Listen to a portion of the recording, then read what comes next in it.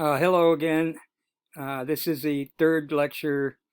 We're going to be talking about Aristotle's square of opposition. And so if you haven't been looking at your notes, the new deductive, the name of it, notes, I strongly suggest you get them out and follow along. Otherwise, it's going to be hard for you to understand what I'm talking about. Okay, this is deductive arguments. We have talked about them before, so hopefully you remember a little bit of it. In any case, we're going to trace over what we already have covered and then go into some new material. Okay, as you hopefully remember, deductive arguments are certain. The conclusion, in other words, cannot be doubted. It's impossible to doubt. It absolutely follows from the premises. Perhaps the most famous of all deductive arguments is premise 1, all Greeks are mortal. Premise 2, Aristotle is a Greek. Conclusion, Aristotle is mortal. So what makes this argument deductive is that its conclusion is absolutely certain. Why? And what does absolutely certain mean? Let's discuss absolutely certain first. When something is absolutely certain, it cannot be false. For example, it is absolutely certain that 2 plus 2 equals 4. It is absolutely certain that something cannot both be true and false at the same time. So the conclusion of a deductive argument is absolutely certain. Why is the conclusion of the argument absolutely certain? The premise, all Greeks are mortal, is a universal. It makes a claim about all Greeks. They are all mortal. The second premise is a particular. It addresses one item, Aristotle. It says Aristotle is a member of the group identified as Greek. Since all Greeks are mortal, and Aristotle is a Greek, then Aristotle must be mortal. This is a successful deductive argument. Given the truth of its premises, the conclusion cannot be false. Now, this is a very high standard for an argument to meet. In fact, some logicians might argue that it is an idealization and does not conform to reality. Because in order for the certainty to be achieved in a deductive argument, the premises must contain information that applies to all members of a group. Conversely, it can only achieve certainty through the universal exclusion of information to a group. There are two forms that this sort of claim can be.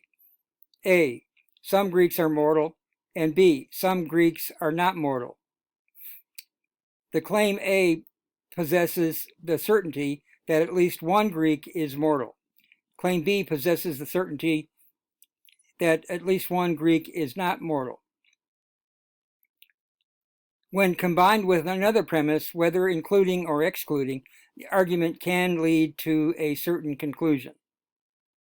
There are not too many instances where deductive reasoning exclusively can be applied to real-world solutions, real-world situations. This is because experience tends to be partial and uncertain. For example, how can we claim to know that all Greeks are mortal? Are we not assuming this to be true? To know this for sure would require that we live to the end of time and witness the death of the last Greek. Experience does not supply absolute knowledge of the future. It is possible to make predictions based on experience and probability, but they could be wrong. The deductive model of argument does not usually fit with day-to-day experience. We lack the necessary knowledge.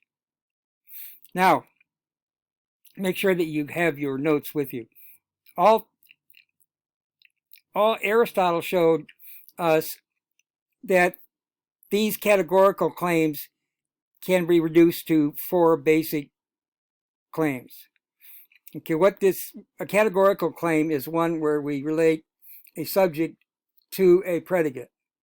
If I say all philosophy professors are mad, that's a categorical claim because I'm saying that the subject, which is philosophy professors, that's one category, and that the predicate is that they are mad. So categorical claims involve categories, and one of the categories is the subject, and the other category is the predicate. In other words, in my statement, all philosophy professors are mad, philosophy professors is the subject and mad is the predicate. If I say no philosophy professors are mad, philosophy professors is the subject and mad is the predicate.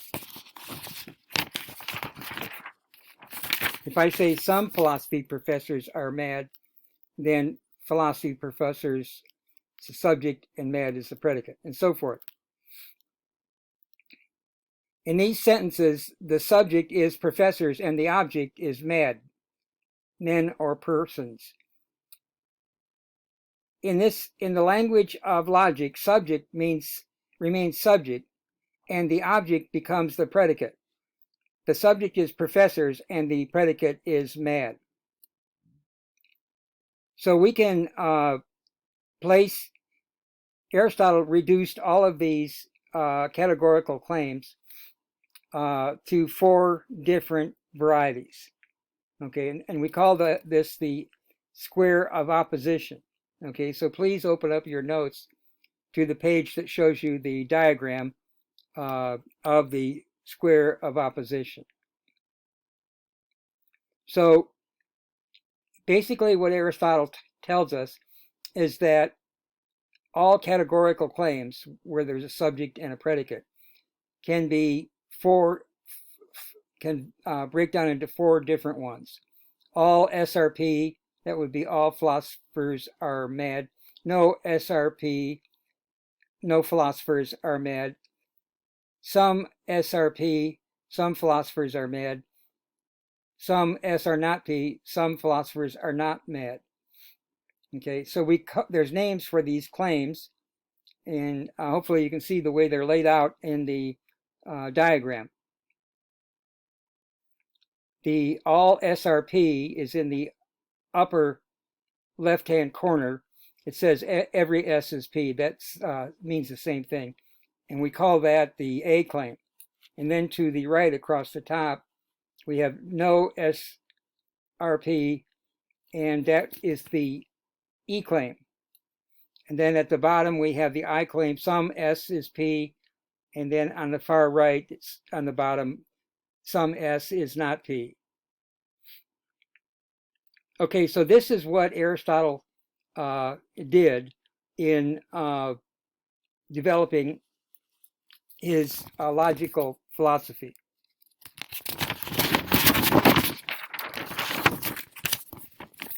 Okay, so what we're going to do is to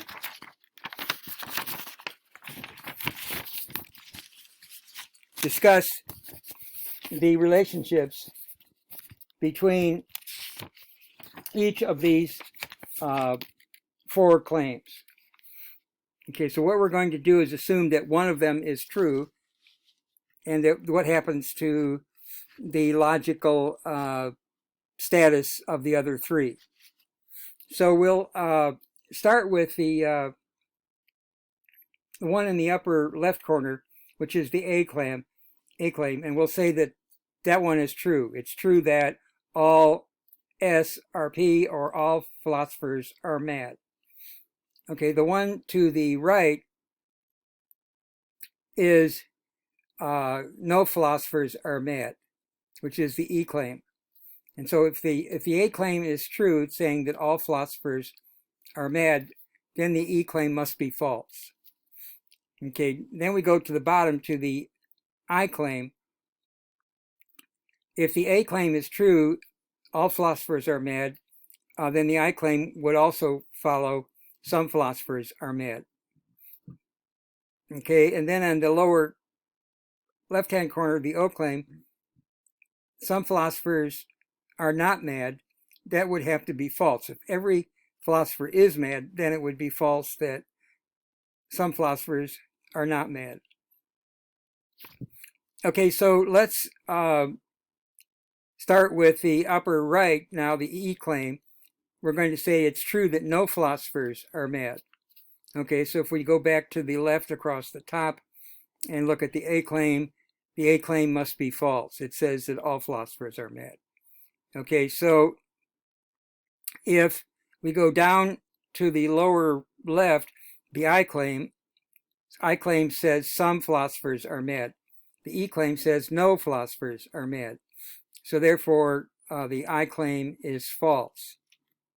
Okay, so and then if we head over to the lower right, the O claim, if the E claim is true, no philosophers are mad, then it's also true that some philosophers are